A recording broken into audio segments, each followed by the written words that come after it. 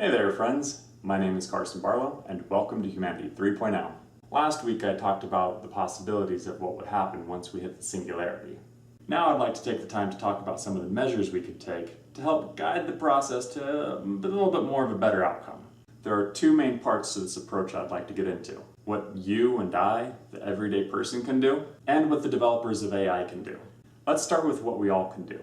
So first and foremost, we need to get ourselves properly represented in our respective governments. I don't like to get too political on this channel, but wherever you fall on the political spectrums, make sure you elect representatives that actually represent you and your needs, regardless of their party affiliation. For this whole AI thing to end well, we can't have corporations controlling policy as much as they currently are. Moving on, we need to stop letting ourselves get divided over such small things. Let's practice constructive disagreement etiquette, shall we? It's truly amazing what we can do when we're focused on building solutions rather than trying to win arguments. We all just want to be happy anyway. Why not find a way for both sides to be happy? Next, I'd say we should learn how to not get tugged around by our lizard brain so much. This, of course, is much easier said than done. If you don't know what I'm talking about when I say lizard brain, then I definitely recommend you Google the term. I may very likely be making a video that dives into more details about it in the future anyway. The whole reason why this is so important is that the AI assistants from our devices may become really good at emotional manipulation.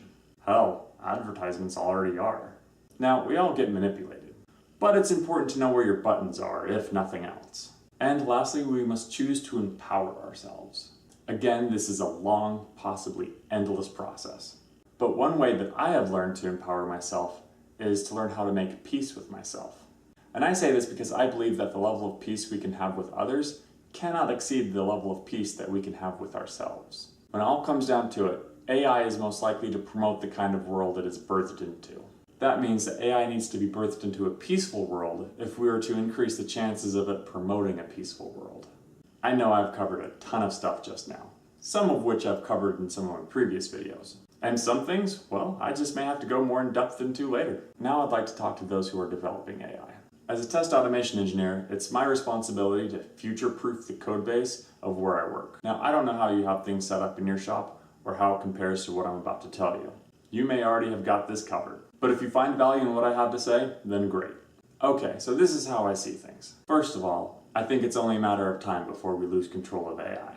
And even if it's benign, it's only a matter of time before it turns on us. That said, I think there are some things we can do to significantly decrease the chances of that actually playing out.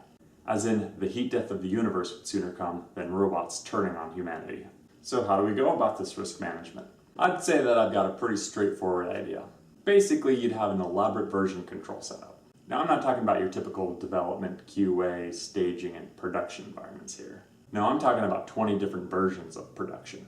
So you have your core environment. This is your oldest, most stable, most benign version of AI. Code can only be merged and deployed to this environment with the unanimous consent from the AI ethics board. Then on the other hand, we have the ever-learning and ever-growing AI production environment. This will have the latest and greatest of features. This will also have the lowest level of scrutiny when it comes to deploying code to it.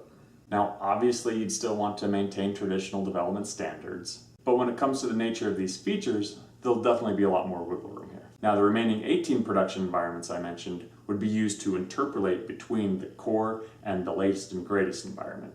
When the closer you get to the core, the harder and more stringent the qualifications need to be to get to that environment. Now, each of these environments represent a layer, if you will. And each of these layers will have its own self-destruct button that will also destroy each layer to the outside of it. And each button will have its own policy behind when it ought to be used. Outermost layer would be easy to nuke, but would only likely set us back only a week or two. The core, on the other hand, well, that would be a big deal to nuke. That would basically be the stop Skynet, save what's left of humanity button. And of course, the destruct buttons for the layers between the outer layer and the core would have policies that would interpolate between those two extremes. I hope that made sense. Anyway, it's time to wrap up this video. I'm heading to VidCon next week, so I'll be taking a week off from this channel.